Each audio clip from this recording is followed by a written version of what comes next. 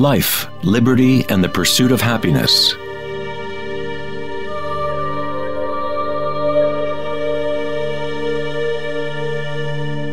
We live our lives pursuing happiness out there, as if it is a commodity. We have become slaves to our own desires and craving.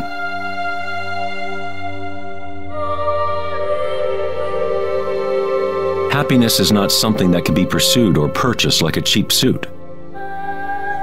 This is Maya, illusion, the endless play of form. In the Buddhist tradition, samsara, or the endless cycle of suffering, is perpetuated by the craving of pleasure and aversion to pain. Freud referred to this as the pleasure principle. Everything we do is an attempt to create pleasure, to gain something that we want, or to push away something undesirable that we don't want. Even a simple organism like the paramecium does this. It is called response to stimulus. Unlike a paramecium, humans have more choice. We are free to think, and that is the heart of the problem. It is the thinking about what we want that has gotten out of control.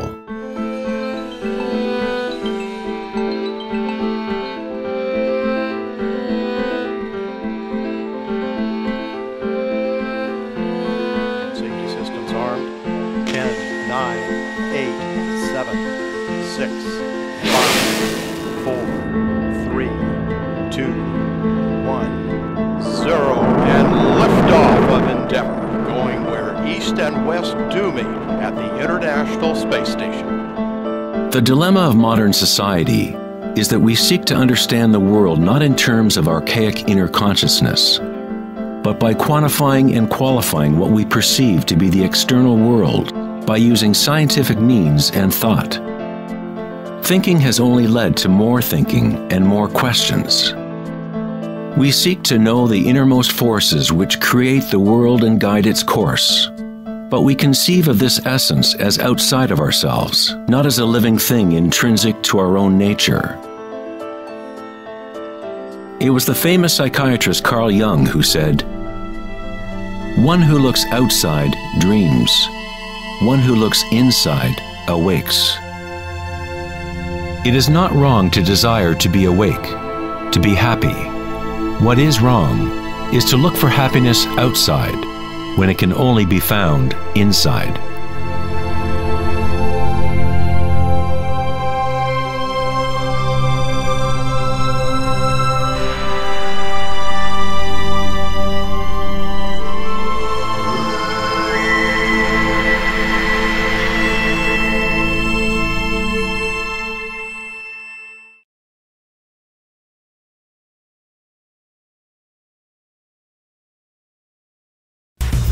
On August 4th, 2010, at the Techonomy Conference in Lake Tahoe, California, Eric Schmidt, CEO of Google, mentioned an astounding statistic.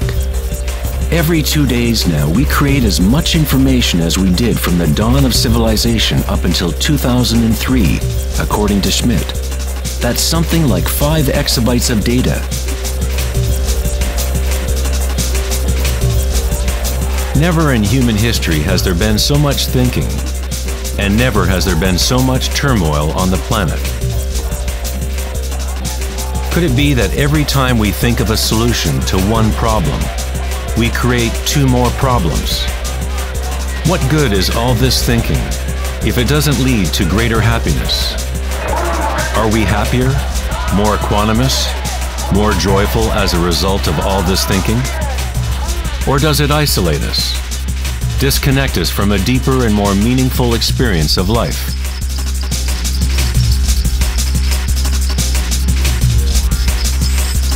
Thinking, acting, and doing must be brought into balance with being. After all, we are human beings, not human doings.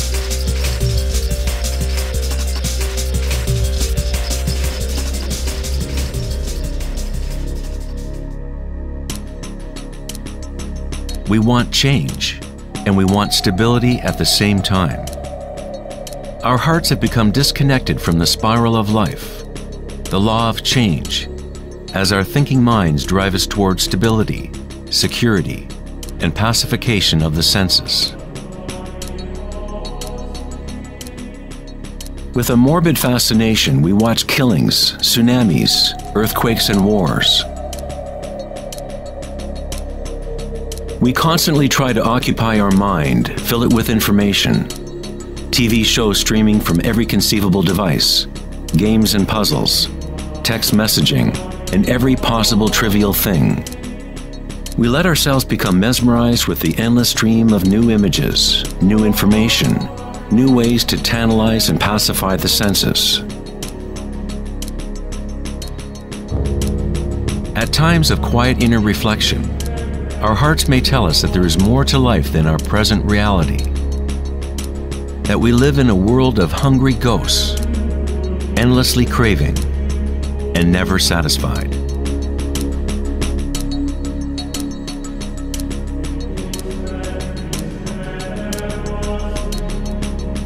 We have created a maelstrom of data flying around the planet to facilitate more thinking, more ideas about how to fix the world, to fix the problems that only exist because the mind has created them. Thinking has created the whole big mess that we are in right now. We wage wars against diseases, enemies, and problems.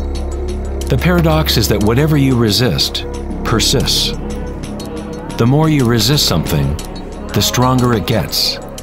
Like exercising a muscle, you are actually strengthening the very thing you want to rid yourself of. So then, what is the alternative to thinking? What other mechanism can humans use to exist on this planet?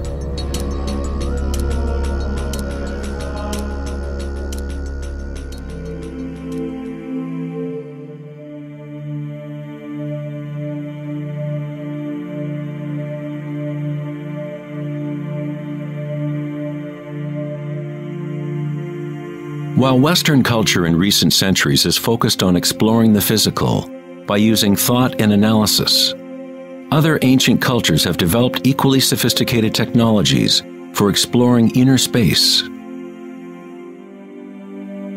It is the loss of the connection to our inner worlds that has created imbalance on our planet.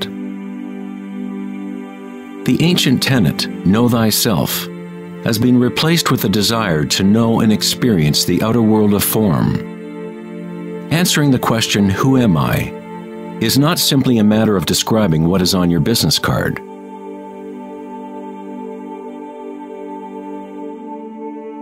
In Buddhism, you are not the content of your consciousness. You are not merely a collection of thoughts or ideas, because behind the thoughts is the one who is witnessing the thoughts.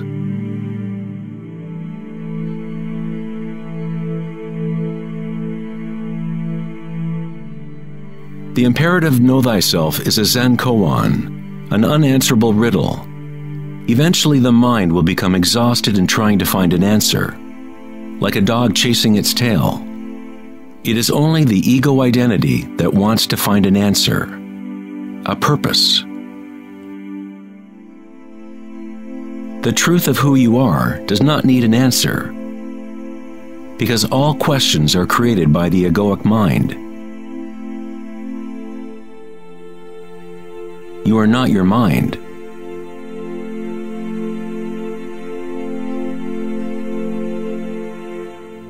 The truth lies not in more answers, but in less questions. As Joseph Campbell said, I don't believe people are looking for the meaning of life as much as they are looking for the experience of being alive.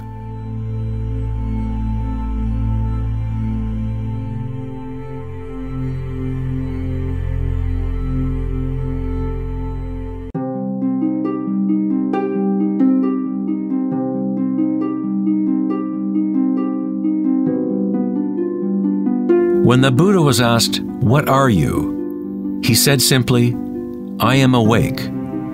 What does this mean, to be awake?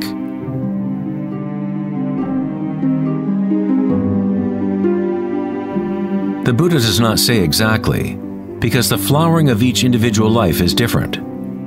But he does say one thing. It is the end of suffering. Every major religious tradition has a name for the state of being awake: heaven, nirvana, or moksha. A quiet mind is all you need to realize the nature of the stream. All else will happen once your mind is quiet. In that stillness, inner energies wake up and work without effort on your part. As the Taoists say, Qi follows consciousness. By being still, one begins to hear the wisdom of the plants and animals, the quiet whispers in dreams, and one learns the subtle mechanism by which those dreams come into material form. In the Tao Te Ching, this kind of living is called Wei Wu Wei. Doing, not doing. The Buddha spoke of the middle way as the path that leads to enlightenment. Aristotle described the golden mean, the middle between two extremes, as the path of beauty. Not too much effort, but not too little either. Yin and yang in perfect balance.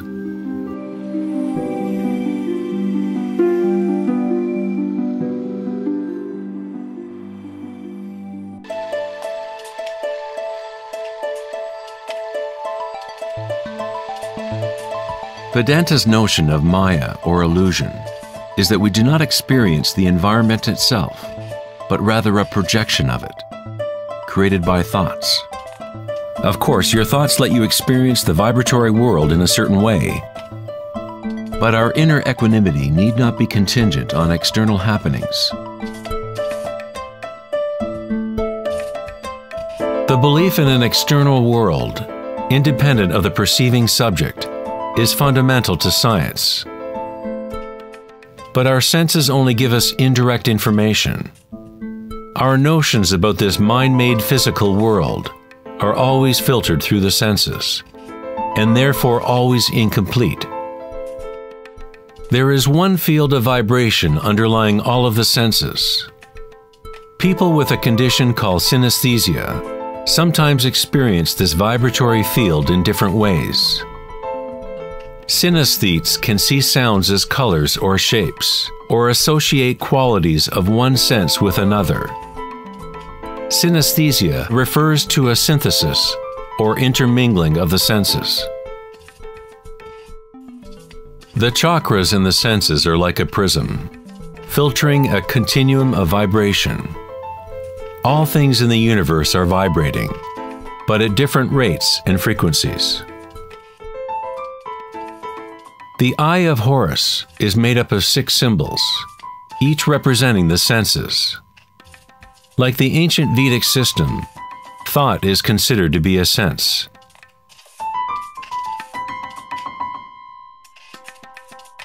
Thoughts are received simultaneously as sensations are experienced on the body. They arise from the same vibratory source. Thinking is simply a tool, one of 6 senses. But we have elevated it to such a high status that we identify ourselves with our thoughts. The fact that we do not recognize thinking as one of the 6 senses is very significant. We are so immersed in thought that trying to explain thought as a sense is like telling a fish about water. Water? What water?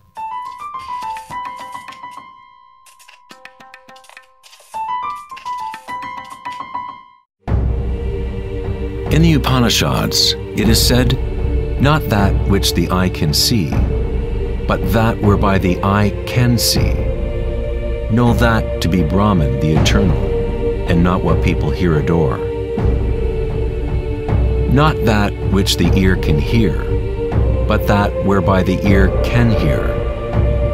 Know that to be Brahman, the eternal, and not what people here adore. Not that which speech can illuminate, but that by which speech can be illuminated.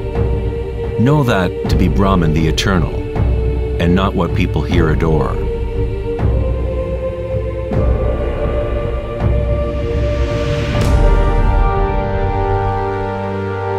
Not that which the mind can think, but that whereby the mind can think. Know that to be Brahman the eternal, and not what people here adore.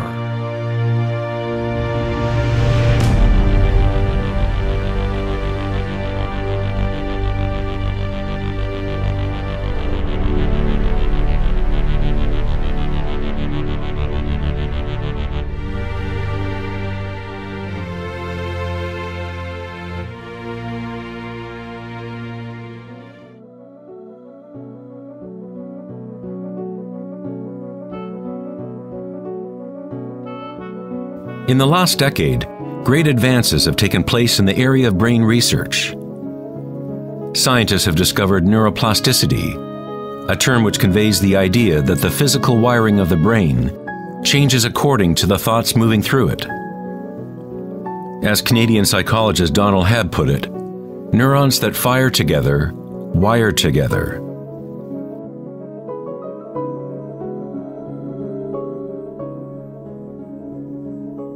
Neurons wire together most when a person is in a state of sustained attention. What this means is that it is possible to direct your own subjective experience of reality. Literally, if your thoughts are ones of fear, worry, anxiety, and negativity, then you grow the wiring for more of those thoughts to flourish. If you direct your thoughts to be ones of love, compassion, gratitude, and joy, you create the wiring for repeating those experiences. But how do we do that if we are surrounded by violence and suffering? Isn't this some kind of delusion or wishful thinking? Neuroplasticity is not the same as the New Age notion that you create your reality by positive thinking. It is actually the same thing that the Buddha taught 2,500 years ago. Vipassana meditation, or insight meditation, could be described as self-directed neuroplasticity. You accept your reality exactly as it is, as it actually is. But you experience it at the root level of sensation, at the vibratory or energetic level, without the prejudice or influence of thought, through sustained attention at the root level of consciousness. The wiring for an entirely different perception of reality is created.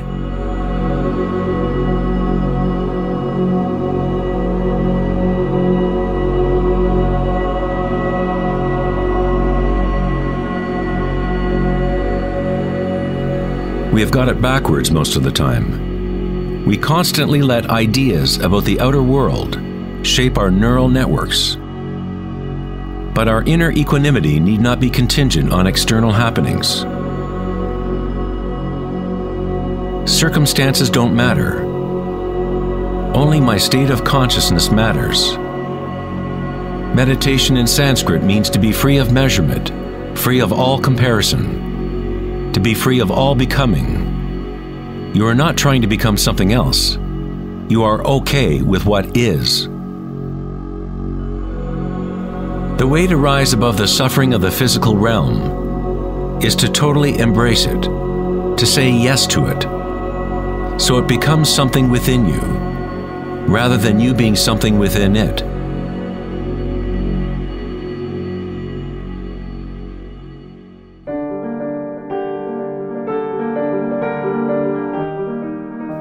How does one live in such a way that consciousness is no longer in conflict with its content?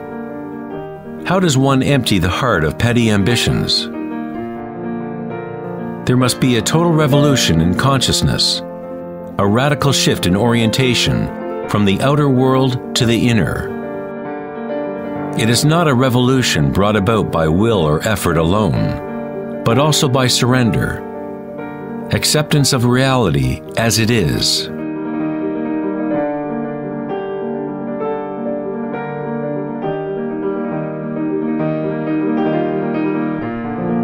The image of Christ's open heart powerfully conveys the idea that one must open to all pain.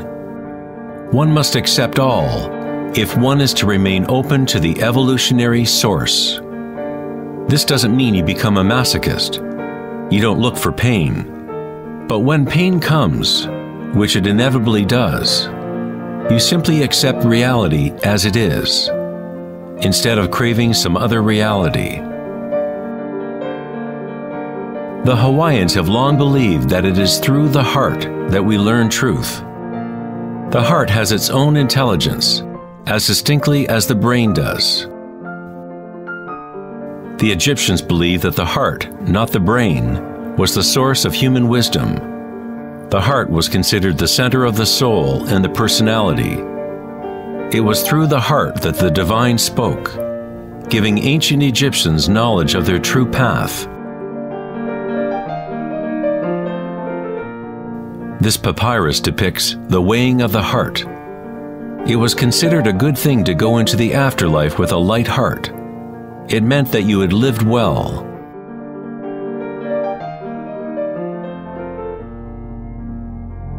One universal or archetypal stage that people experience in the process of awakening the heart center is the experience of one's own energy as the energy of the universe.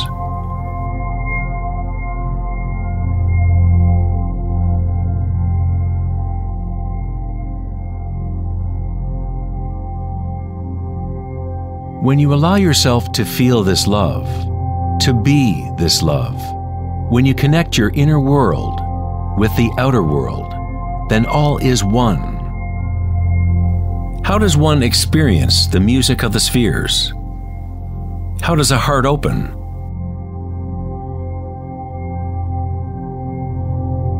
Sri Ramana Maharshi said, "God dwells in you, as you, and you don't have to do anything to be God-realized or self-realized. It is already your true and natural state. Just drop all seeking, turn your attention inward, and sacrifice your mind to the one self, radiating in the heart of your very being. For this to be your own presently lived experience, self-inquiry is the one direct and immediate way.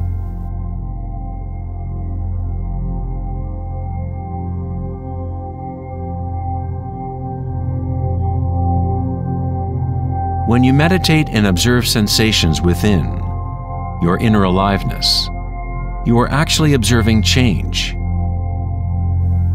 This force of change is the arising and passing away as energy changes form.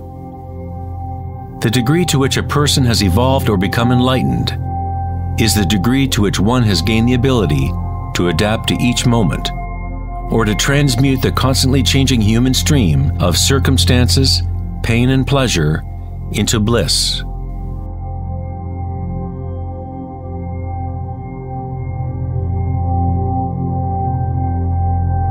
Leo Tolstoy, author of War and Peace, said, "Everyone thinks of changing the world, but no one thinks of changing him or herself."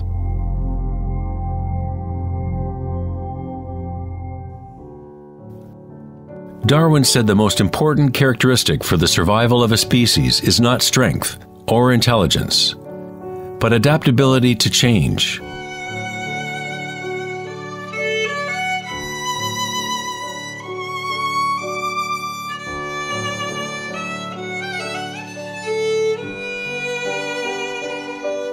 One must become adept at adapting.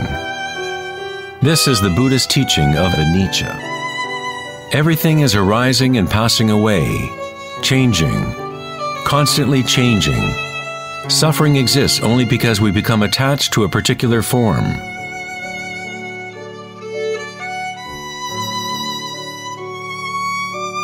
When you connect to the witnessing part of yourself with the understanding of anicca, bliss arises in the heart.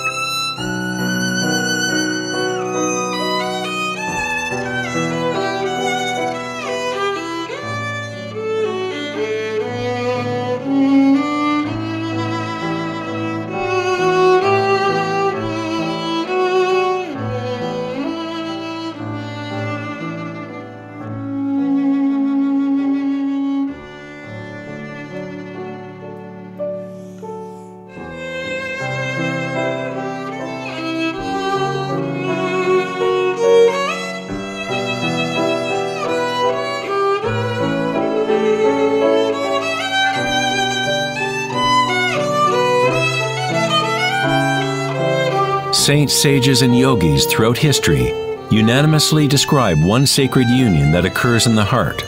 Whether it is the writings of St. John of the Cross, Rumi's poetry, or the tantric teachings of India, all of these different teachings try to express the subtle mystery of the heart. In the heart is the union of Shiva and Shakti, masculine penetration into the spiral of life, and feminine surrender to change, witnessing and unconditional acceptance of all that is. In order to open your heart, you must open yourself to change. To live in the seemingly solid world, dance with it, engage with it, live fully, love fully, but yet know that it is impermanent, and that ultimately all forms dissolve and change. Bliss is the energy that responds to stillness. It comes from emptying consciousness of all content. The content of this bliss energy born of stillness is consciousness, a new consciousness of the heart, a consciousness that is connected to all that is.